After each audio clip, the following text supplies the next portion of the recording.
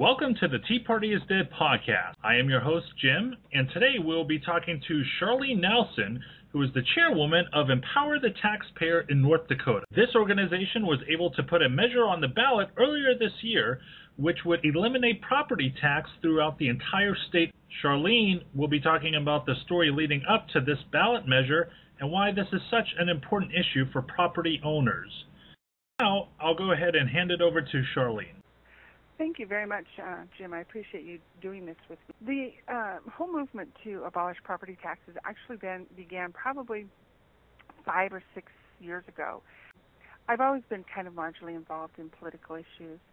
I don't really like party politics so much, but I do like issue politics because those cross-party lines, and they appeal to the bottom line, to what interests people the most. And I think it reaches the people of our state better than does party politics. Anyway, we were meeting, and this group of activists around the state were meeting and discussing what we saw as some of the problems going on in our state. And the biggest one was spending.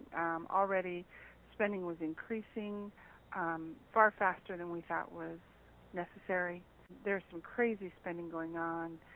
Lots of extra perks and raises being given to our state legislators, things like this. So we were trying to decide, okay, what are we going to refer out of this legislative session? What bills can we refer to the voters? But the more we talked about it, the more people kept coming back to this issue of property tax, and they kept saying, no, that's not what's important. What's important is property tax. And we kept hearing all these horror stories of people's property taxes doubling and tripling in a matter of 2, 3, 4 years, and people who really felt that they were on the verge of losing their homes because their property taxes had just become unmanageable. So that's when we began studying. You know, what could we do? Could we do a Prop 13 kind of reform? Could we pass something that ties valuation to the mill rate? That is, that if the value goes up, the mills go down proportionally, so that your bill stays roughly the same. Could we do some kind of tax credit? We looked at all the different, kind of ways we might do this, and the more we looked at it, the more we realized this really was an unfixable tax. And one day after meeting, once a month for 3, 4, 5 months, someone just said, well, hey, why don't we abolish these taxes completely? And there really was stunned silence in the room. This was something we had never considered. It seemed too outrageous, too crazy and extreme. And yet the more we talked about it, the more it made sense. So we began investigating how this could be done and what the impact would be. And we felt that this really was the answer and that the numbers backed us up. So in 2009, we had, with the help of attorneys that worked in the legislature, drafted legislation, got it introduced, that would abolish property tax. The legislation failed pretty bad. And then they tried to amend it to make it a study, to just study the feasibility, and even that failed. And that's when it became clear to us that our legislators had absolutely no intention of even addressing this. I mean, for heaven's sake, they won't even do a study. So we began gathering the signatures in 2010. It qualified for the ballot a year later, in March of 2011, and then it was voted on in June of 2012. And that's the history of how this got started. How many signatures did you need to make this a ballot initiative? Well, now that's an interesting little story there. When we started, we needed roughly 25,000. However, during that year's time that we were gathering the signature, the U.S. Census came out, and we knew it had come out, and we asked the Secretary of State, does this affect the number of signatures we needed? And there was no answer. There was no answer, at all for months. There was even a state legislator that asked for the Attorney General's legal opinion on whether or not this would affect the number of signatures needed. He wouldn't issue an opinion. And it wasn't until literally 3 days before the filing deadline that they told us we had to have 27,000 signatures. That's how it always happens. Yeah. But we were somewhat prepared for it. We just kicked it into overdrive those last 3 or 4 days, and we turned in nearly 30,000 signatures. It was 29 and change. Awesome. And the reason why I asked that question is because in order to do a ballot initiative and even get on the ballot, you have to have a broad support throughout the whole state. Right. And you have to have, county leaders gathering those signatures. Was this something that not just the Liberty groups, but some or a lot of the Tea parties were able to participate in and support? Yes, we had people from all sorts of different groups. People who had, there were property rights groups, for example, homeschooling groups. Homeschoolers don't like the fact that they're paying property tax for schools that their children never attend. Obviously, we had anti-tax groups. We had all sorts of people from these different groups who were helping us gather the signatures. And there really was a broad-based support for this. Well, it's funny because I'll share a short story with you. There was one day back in the summer where myself and a few of my Liberty friends, we were getting together and we were thinking about possible issues to have ballot initiatives for. And a friend of mine said, what about property taxes? And I said, are you talking about lowering property taxes? And she said, no, eliminating property taxes. And I laughed, and I said to her, I said, I love where your mind is, but I don't think we're quite there yet. And then 3 days later, to eliminate property taxes. So I thought to myself, wow, don't I feel like I'm behind the curve? Your friend was ahead of the time. she definitely was. So, this was an issue that unfortunately did not pass. So because it didn't pass, if I could play devil's advocate for a moment, what would you say to those people? Money from either their families or local government things or things of that nature. Right. Well, and let's go back a minute. When we first started this, of course, it piqued a lot of interest around the state. And there was an informal poll that was done by one of the papers, and I believe the number was 87% of the people supported abolishing property tax. As we were gathering signatures, we literally had people lining up wanting to sign. It was like shooting fish in a barrel. We'd go to any event, a fair, a street fair, a parade, and 9 out of 10 people that we approached wanted to sign. As soon as we said, abolish property taxes, boom, let me have that, they'd yank the clipboard out of our hands and sign, and, they would have signed 5 times if they could have. I mean, people were that fed up with property taxes and the direction they were going. So what happened between, 2011 when, the support was around 80-90% and 2012 when it was defeated, almost 3-1. The fact of the matter is the special interest groups kicked it into overdrive. They outspent us about 20-1, and their biggest scare tactic was, what we don't have the money. There's going to be no fire protection. There's going to be no police. There's going to be no schools, no roads, which is just absolutely ludicrous on its face. If you read the measures right there, exactly what would continue to be funded and how. But, the opposition was really good at twisting things around and just scaring people into thinking that, this would be the end of all civilization in the state of North Dakota. Were these groups just inside the state, or were they outside of the state? No, in fact, the largest donors came from the NEA, National Education Association, the teachers union, of course, and AARP. AARP. Yes, and that one we found particularly curious because, AARP on their own website has information on how many hundreds of thousands of elderly retired people are being forced from their homes or being forced into putting second mortgages or reverse mortgages on their homes just to pay for property tax. Wow. You'd think they'd be a natural ally. Yeah. But obviously, they're in favor of, big government, and they saw, that their gravy train was going to, be pulling off if they let this thing pass. I'm guessing. I really don't know. I thought AARP was there to help those old people on the fixed incomes so they can keep what they have. Yeah. Well, that's interesting. Yeah. They really had them scared to death that they were going to lose all their senior services if this measure passed. The fact, but again, if you looked at the measure, if you looked at the actual numbers, there was I think it was 4 or 5 mills out of your whole bill went to support county services, which in turn a portion of that would support seniors. So it would have just the tiniest minimal impact on senior services if the state decided not to fund those things. Well, it's interesting because even though that measure was not passed, I almost feel that it's a victory in the sense is that other states saw what you were doing, and it definitely starts the conversation going in other states. Are there any other states that you know of that are starting to maybe even attempt something like this?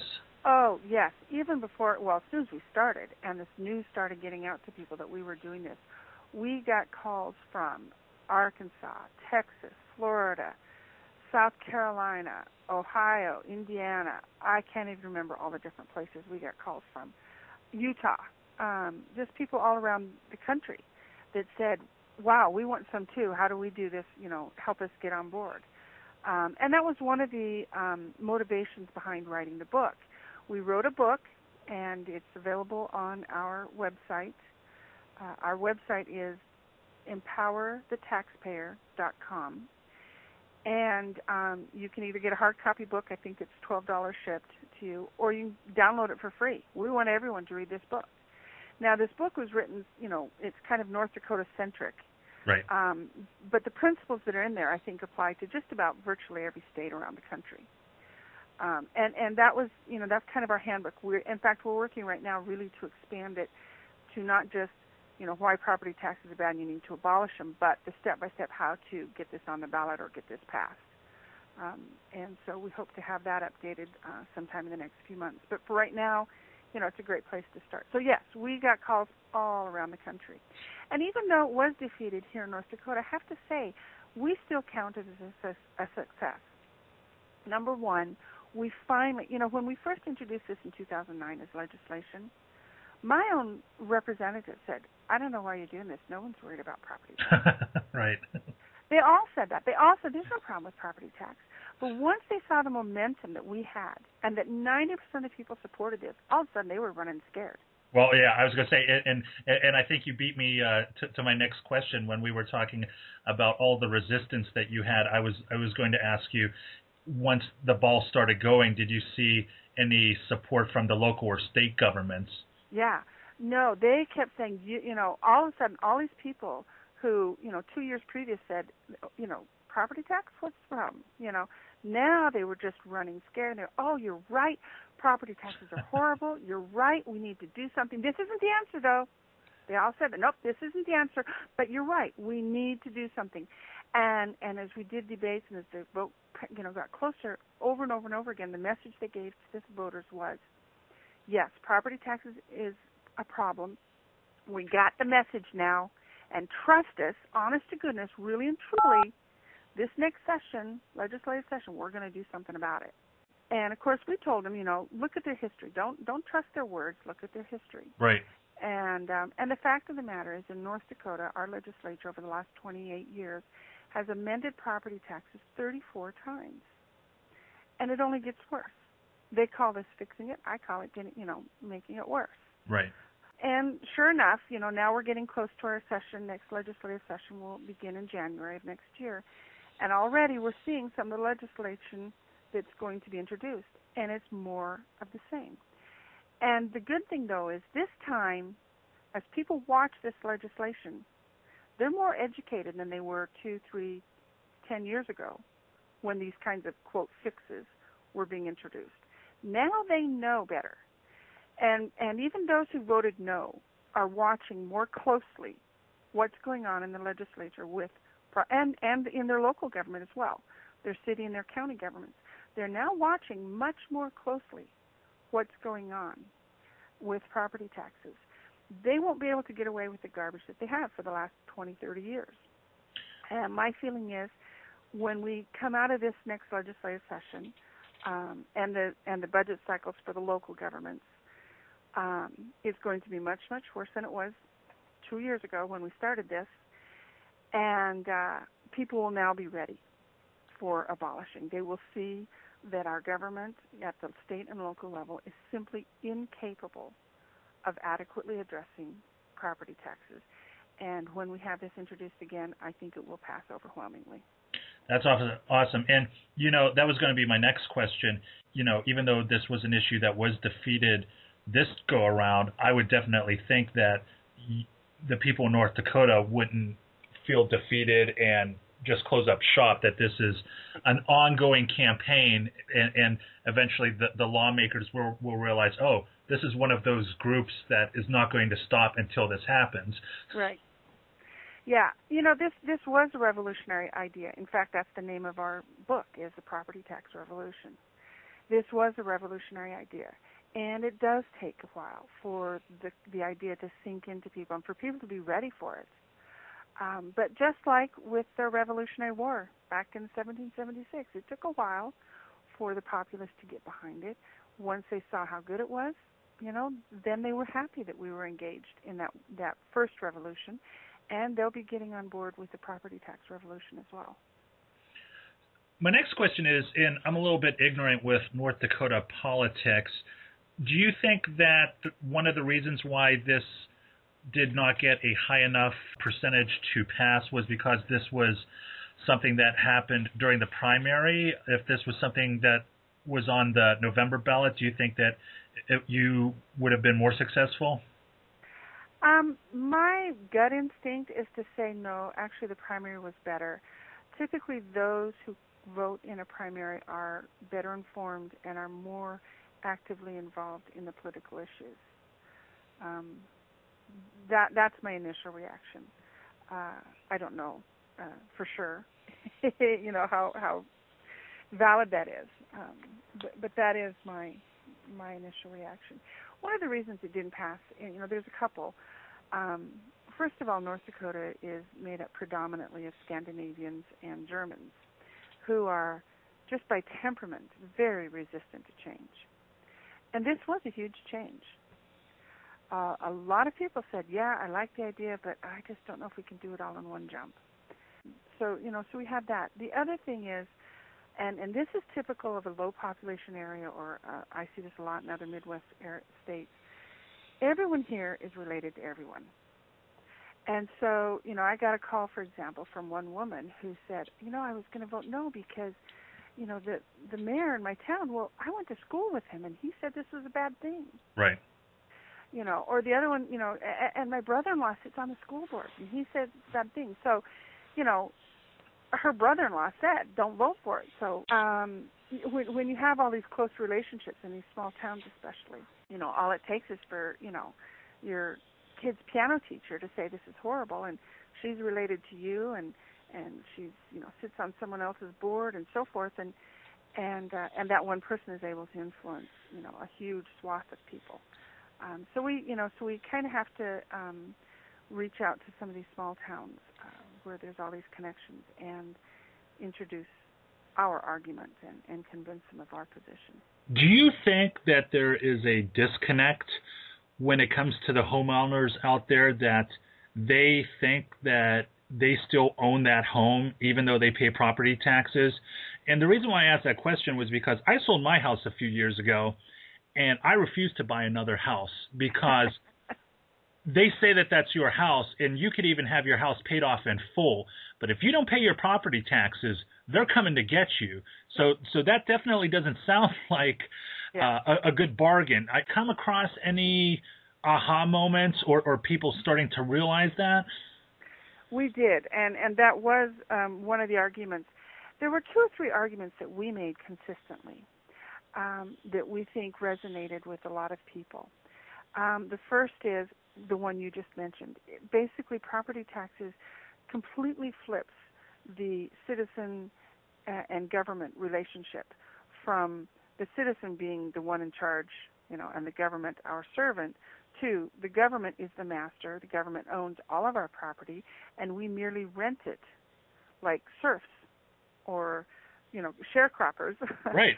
And we merely rent our property from the government. And they placate us with this little deed that says it belongs to us, but the reality is as soon as you miss a couple payments, you're out of there. So that was one of our arguments. The other one was this idea that property tax is going up dramatically faster than our income. Statewide property tax has gone up in some areas 200 to 300% over the last 5-6 years. And I don't think there's anyone in our state who's seen a similar rise in their income. And then the other argument that we made consistently was the number of exemptions. There are so many businesses, and I'm not talking about schools and churches and nonprofits. There can be arguments made for them to be exempt from property tax. Did you? I don't think they're very good arguments, but I'll give those. I won't fight on those. The schools and the nonprofits, but it's the businesses. We have just a couple months ago, one of our major cities here gave Walmart, for heaven's sake, a $700,000 property tax exemption. Right. And so, every time you're giving, and some cities had as much as 50% of their property off the rolls, the tax rolls, which meant that the other 50% of property owners had to foot the entire bill for that city. And that kind of inequity, is really unfair.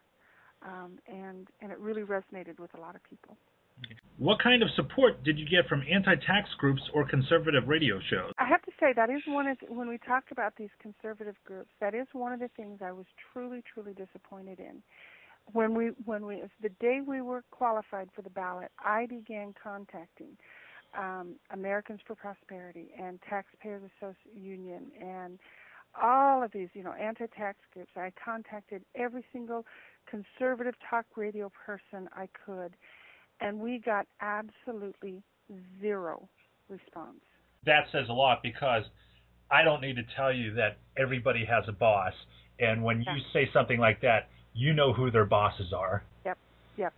Why do you think the issue of property tax needs to be addressed before sales tax or any other taxes? One of the things that, why I think property tax needs to be addressed before sales tax, before income tax, before any of the other taxes, is that unlike the other taxes, property tax goes up. It has absolutely no connection to your income. Right. So it goes up, for most people, far faster than their income does. It becomes basically an extortion tax. Yeah. You pay this ever-increasing cost for government, or we take your home away. Right. I still think that there are millions of people out there that are still clueless to the fact that in 2008, a new economy was defined in this country. Could you spend a few moments to frame what the new economy looks like? In this new economy, we really are teetering on the verge of a complete collapse and the real possibility that our government may default on loans. Yeah. And here's the thing: is go to your state. I don't know how your state is, but our state constitution. Go to it, and you'll see that the state's bonding authority is tied directly to the value of property, personal property in the state. Which means that if our state, which is unlikely, but heaven forbid, if our state were to ever default on its loans, our property is being held as collateral for our state's debt. Our property would be turned over to the hands of the banksters in order to pay off our state's debt. I think that's a scary thing that a lot of people still don't understand. What steps are you taking now to get this on the ballots? Or is this something you're looking to do in 2013, 2014? Yeah. Well, like I said, we're going to be watching the legislative session, see what direction it takes. We're fairly certain we know which way it's going to take, just judging by past experience. And then we'll be able to go back to the voters and say, you see, we told they promised you reform, and here's what they really did. And I think people, there were a lot of people who said we'll give them one more chance, just one more chance, and they voted no to give the legislators one more chance. I think once they see, that their trust was misplaced, this will be a very easy one to pass next time around. Gotcha. Is there any resources in addition to your website that you would like to provide for us that I could put at the end of this video, maybe the blueprint, the actual language in the state ballot, or maybe what other states are doing, or anything in particular like that? Yeah.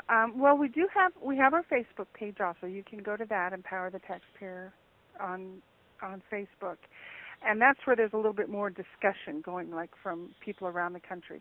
The website, I have to say, we had just this wonderful webmaster who created, I think, an absolute gem of a website, because we have our book there, we have videos, we have the actual language of the measure.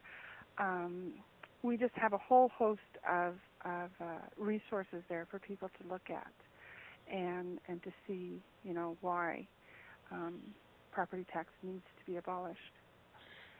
So, go to the website, poke around, see all the different stuff we have there, and for discussion and for additional updating information, we're kind of using Facebook right now. Awesome.